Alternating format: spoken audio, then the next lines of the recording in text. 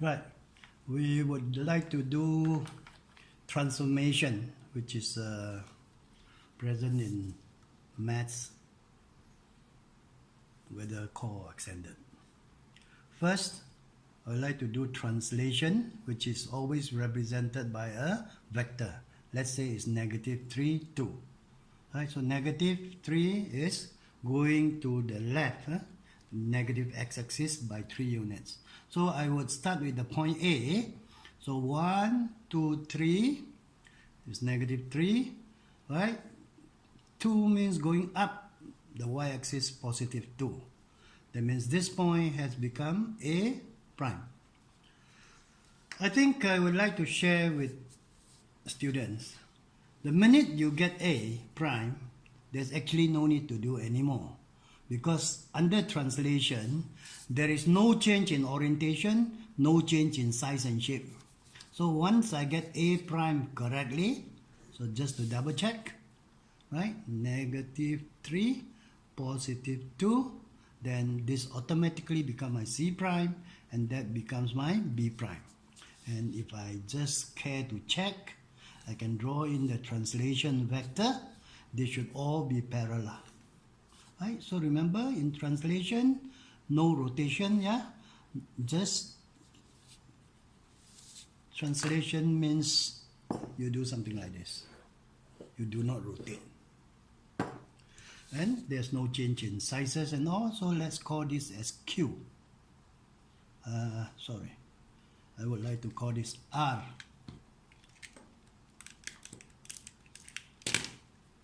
Let's call this as R. Right. So the second sort of easy transformation is reflection. So if the examiner give you a diagram Q, so obviously this is B double prime, this is A double prime, that is C double prime, this is some sort of reflection. So you imagine where the mirror is. Now just count this, right? So this is 1, 2, 3, 4, 5, 6. So halfway. Halfway, that becomes your mirror. Alright? So and that line is y equal to -1. Alright? So this in total it is called reflection in the line, not above, in the line y equal -1. Okay, the third one is slightly difficult. Rotation, let's say 90° clockwise, center 0, 0, which is the origin. Now, that means there is turning, right? So let's take the point A again, right? And I think you can use your protractor, or you can just judge by side, or just put your ruler like this, and that is 90. Make sure this length is equal to that length. So point A has become A star or A prime. Then go for point B, right? Since that is the center, so this point to make 90, it naturally comes there. And it makes sense because AB, as you can see now, is of length 1 unit, right? 1 unit. So once I got that, this point C, I do the same thing, right? So you can also look at it as here is 1 unit, that is 3 units. So to get back 90 degrees, put 3 units there, put 1 unit there. Right? Anyway, it looks correct. Right? So no change in shape or size, but change in orientation. Yeah? Because this is rotation. Right? So again, if you actually get one side, sorry for using the word, you can actually cheat. Yeah? But this cheating is allowed. Oops. So just complete the diagram. Just complete the diagram and draw in this line. Alright? So from that to here, you have achieved. Be sure about this. First is rotation. So change in orientation. Second is 90 degrees and clockwise. Make sure it is there. And it is clockwise. And third, make sure you have gotten the center correct. But it doesn't make much of a difference if the center is changed. The method still remains the same.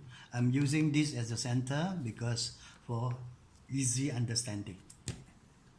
Now, before I go to the last transformation required, which is enlargement, I would like to talk about a special rotation, which is 180 degrees. Center, let's say 0, 0 again, for simplicity. Now, it is interesting. For 180 degrees, there is no need to specify clockwise or anti-clockwise because they are the same, right? So, if you see an object P and an image Q like that, right? First, we rule out it is not translation. Number two, it is not, what you call enlargement because they are same size. So it is a rotation, and the angle concerned is, suspect yourself, 180 degrees. Whether it's 180 degrees clockwise or 180 degrees anti-clockwise, it does not make any difference. So there is no need to state that obvious. So whether P is the object, if P is the object, Q is the image. If Q is the object, P is the image. Note that the sizes of the object and the image remain congruent. Right, now let's go to the last one. Consider the slightly more complicated. Let's choose enlargement.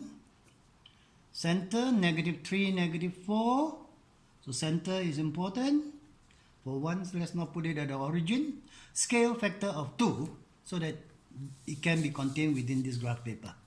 Now, what you should do is this. From the center, count 1 unit, 2 unit. So times 2 means 3 unit, 4 unit. Sorry about that.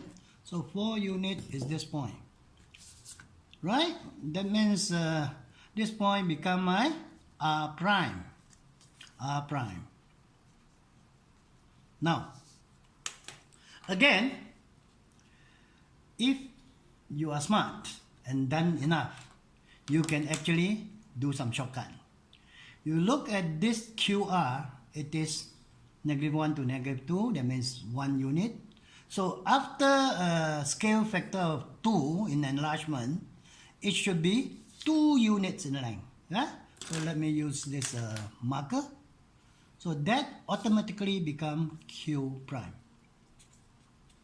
And QP is 1 unit. It also becomes P prime here. And your job is actually done. Alright? Your job is actually done. So, to make it complete, we come back and put in the construction lines, which of course will be correct. So this point Q, after enlargement of scale factor 2, about that point, forms a straight line with that, and P prime is also straight line, right? So enlargement concerns a change in size, but the figure of object and image remains similar. No rotation. The rotation is the only one where orientation changes. So do practice on your own. Good luck. Thank you.